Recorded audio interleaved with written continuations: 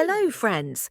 This is another episode of the program Empire of Lies, in which we discuss manipulation and disinformation in the Russian media.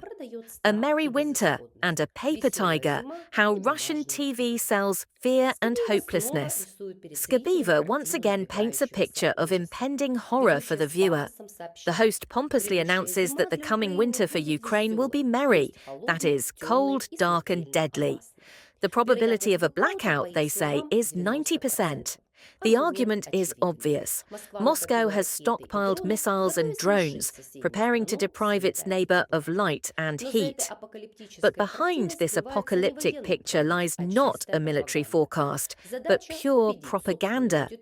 The goal is to convince its own audience that Ukraine's defeat is inevitable, and Europe and the United States will find themselves drawn into a big war. Trump as both a bogeyman and a savior, Donald Trump plays a special role in the rhetoric. He is presented in two images. On the one hand, a hawk threatening Russia with nuclear submarines and calling it a paper tiger. On the other, a potential leader supposedly tired of being a peacemaker. Television constructs a simple narrative. Trump is tired of feeding carrots, he's pulled out the stick, and is now ready to finally put Moscow in its place. For Russian viewers, this is a signal that the West doesn't want peace. The West craves escalation.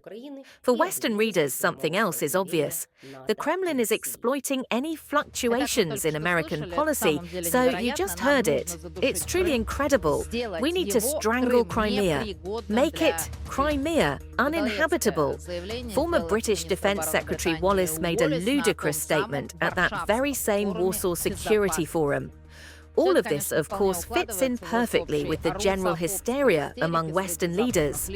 The British Telegraph reveals NATO's dangerous plans to deploy an air defense system in western Ukraine, directly on Ukrainian territory, to intercept Russian missiles and drones.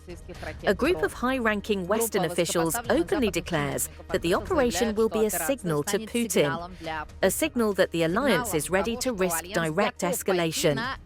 This provocative initiative is currently being discussed at the Copenhagen summit.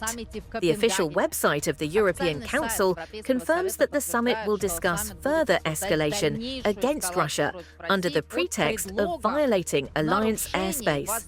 There is still no evidence that the violation was carried out by Moscow, either officially